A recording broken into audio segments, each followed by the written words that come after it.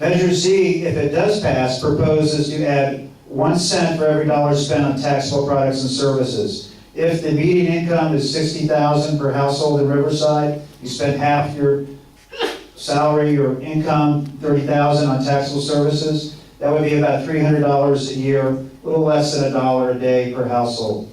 Is this tax providing more benefit to the city, or is it imposing a cost and a burden to its residents? There is no question that it's an additional burden. You may think that the amounts are small, but for some people, that's a fairly sizable amount.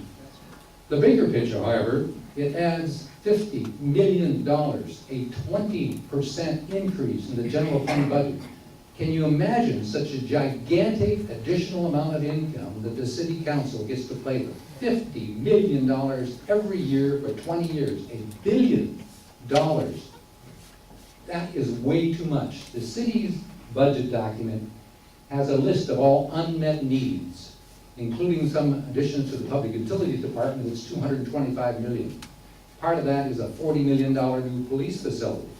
They may need a new police facility, but that's not a current ongoing need. You would issue bonds to pay for it over a period of 20 or 40 years. It's just too much money, too quick.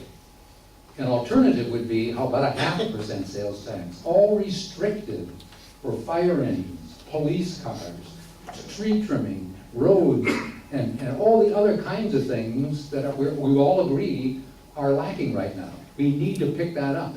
But $1 billion, it's way too much. I mentioned in my opening remarks that things are quite a bit different. One of the elephants in the room, and we've kind of talked about it, is the pensions. And I'm not fully versed on this. There's probably people, Mr. Sundin probably is much more versed on it. But we have what's called a pension bond out there. And that pension bond, from my understanding, is due in roughly 5 years, and it's $30-some million. There's no money to pay that. And there's plenty of examples of cities out there that have tried to skirt that pension and have been unsuccessful doing that. Now, the debate shouldn't be whether or not how we got there or anything like that. We're there, we have to face up on that, and that's the reality that we're facing on that. So I think it's absolutely imperative that something like this has to come on to meet that pension bond. Mr. Strack talked about local control and in reality here. So when you look at historically where a lot of cities got their money, it was things from like gas tax. If you look historically on what cities had to pay for, it wasn't things like realignment, like incarceration on low-level crimes. That's now at this level here. Cities have to fundamentally think different today than they did yesterday. We have much more bigger issues that we have to solve locally. A local bond like this, it's a lot of money, but there's a citizen panel that's also proposed with this. There's groups like you that have the ears of councilmen that you can let you know that you can directly have a conversation and let them know where you think that money should go. This is not rerouting money through Sacramento or Washington, D.C. This is keeping money in Riverside for Riversiders. So I think it's absolutely imperative.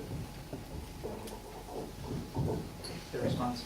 Yeah, response here. You know, these are folks up here and I'm included too. I'm getting one of these government pensions, okay? And I tried to reform pensions while I was at the county. And for my trouble, I got countywide mailers sent out trying to tar me on the whole issue. Okay, it's still going on in the state. It's not going away. CalPERS last year had one of the most abysmal returns on its investment, under 1%, when they're supposed to be averaging 7.5. They used to claim they could average 7.75. So we're still going to pay the piper. And what Riverside is doing here by this kind of formula allocation every year based on revenues to wage increases, which cause higher pensions in the future, that's the same thing that got our neighboring city of San Bernardino in trouble. In fact, I think it exacerbated and worsened their bankruptcy, which they're now just emerging from. Now, who are we taking the money from? I mean, these folks up here in the city, it's been published in the newspaper, their average pension for a city worker, non-public state, not a firefighter, not a policeman, but the average city worker is now $71,800. for life, okay? And sometimes you live longer than you did when you worked. Now, for a public safety personnel, the average pension is now over $108,000. Do you know how much money you have to put in an annuity to draw that kind of an annual salary? And we're taking this tax, the biggest tax increase in Riverside history, from working families who still haven't recovered from the recession, whose average income here in Riverside, according to U.S. Census, is only $56,000. That's who's being taxed to feed the maw of this government that gobbles up every revenue source and overspends everything in its wake. So if you give them this, don't expect any kind of prudent budgeting in the future. You've given away the store.